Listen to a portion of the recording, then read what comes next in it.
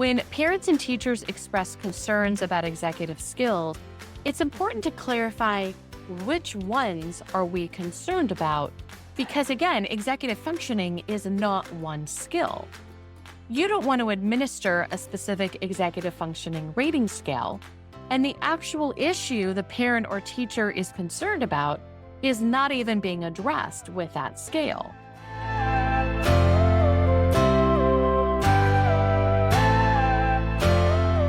Hey everyone, Jenny Ponzuric here with another Prepared School Psych podcast episode. Today, I want to discuss executive functioning, specifically rating scales that examine these different skills. First, let's do a quick check-in regarding the definition of executive functioning as it varies from website to website, book to book. The term typically refers to a set of skills that support people in getting things done. Executive skills range from sustained attention to organization and time management to task initiation. Now, personally, I typically am examining executive functioning skills for most students I evaluate. But there are 3 times in particular that I definitely make sure to examine these skills. The first time is any student who has had a traumatic brain injury. Because in most cases of TBI, the frontal lobe of the brain has been involved in some sort of way, since many of our executive skills kind of live there in the frontal lobes of our brain. If I know a student has had any injury to that part of their brain, executive skills are going to be an area that I want to be looking at in that next evaluation with the student and likely in all subsequent evaluations. The second time that I'm typically looking at executive skills would be students who have attention difficulties. And let's face it, a lot of people talk about attention difficulties with our students nowadays. So since attention is typically considered an executive skill, sustained attention, many times students who struggle with sustained attention tend to also struggle with other executive skills. So many times that is also going to prompt me to take a look at all of these different executive skills. The last one would be students who are not making expected progress on goals. So when I am participating in a reevaluation for a student, I'm going to be looking back on their progress towards their previous goals over the last couple of years. If we have had a lot of instances where a student is not making expected progress, sometimes the executive skills could help answer the reason why we're not seeing that expected progress. So that will also be another prompt for me to do a little bit deeper dive into executive functioning skills. But how do we examine executive functioning skills? As we know, with many areas, there are multiple ways to do this. We tend to be looking at executive skills in our observations of our students. A lot of times, these types of questions are included in any interviewing that we are doing or any input forms that we are asking people to complete for us. There are definitely standardized tests that look at aspects of executive functioning. And then, of course, there's rating scales. I love looking at rating scales for executive functioning, and this is one of the reasons why. It is going to share with me what people are seeing in the environment. Executive functioning skills, we want to look at, do you have the skill? And then are you actually using that skill, right? So rating scales are going to be useful in that piece. However, when we examine executive functioning for our students, I think it's important to determine what exactly is going on in regards to the referral question. When parents and teachers express concerns about executive skills, it's important to clarify which ones are we concerned about because, again, executive functioning is not one skill.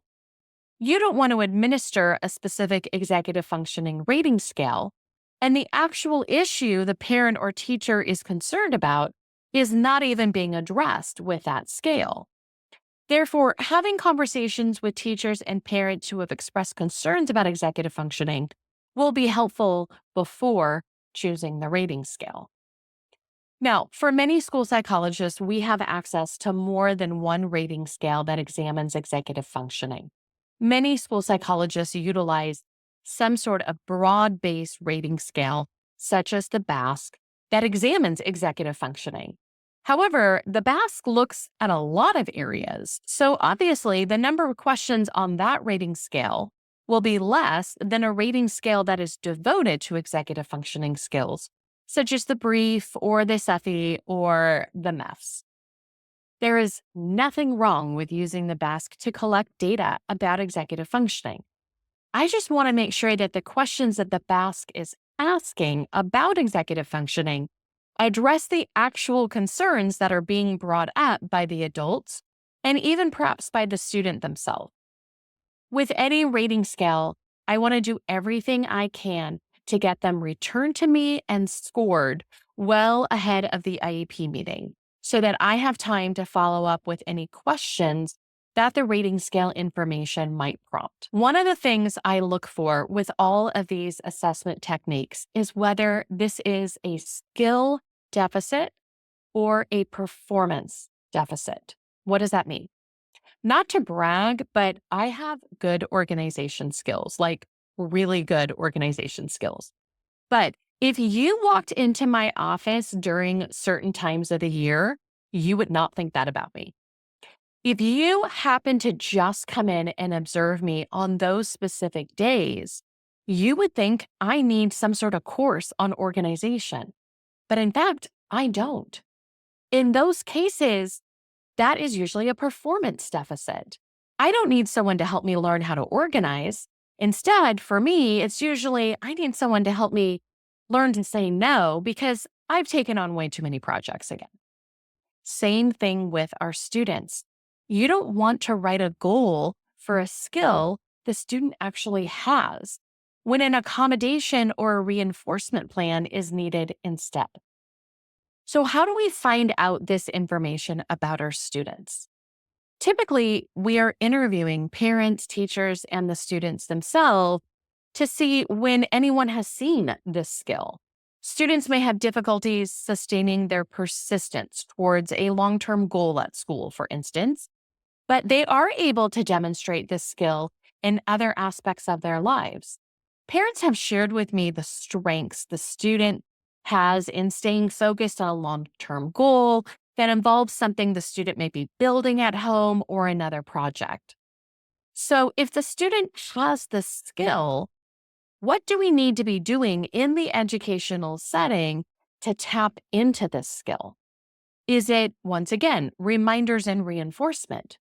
Or is the reason for the difficulty sticking with the long-term project at school because the student doesn't understand the directions or the work is too difficult for them? Each of these different reasons will prompt a different way to approach the support for the student. I hope that these quick tips were useful. If you want a quick at a glance between some of the popular executive functioning scales, check out our document on this. If you are a Prepared School Psych member, you will see this document on our executive functioning page, along with our mini courses on many of the executive functioning skills, where you can earn CEUs and certificates of completion. If you're not yet a member, click the link in the show notes to get access. Now, before I go, I wanted to share that I'm going to be talking more about executive functioning as the year progresses. My team and I will be providing some resources this year for students who struggle with executive functioning and for adults who struggle as well. So make sure you're on my newsletter list. A link for that is also found in the show notes. Until next time, everyone. That concludes another episode of the Prepared School Psych podcast. And I hope today's discussion equipped you not just with knowledge, but also the confidence to take action. Remember, every conversation we have and every resource we share builds a bridge towards a more inclusive and empowering learning landscape for our students. If you enjoyed this episode, be sure to subscribe to the podcast for more insightful conversations and resources to support your journey. Share this podcast with colleagues. We would love it if you would also rate and review the podcast. Thank you for tuning in. Just a reminder, everyone, the information and advice provided in this podcast are for guidance purposes only, and all listeners are required to follow both federal and state law and their own school district guidelines and policies. Thank you.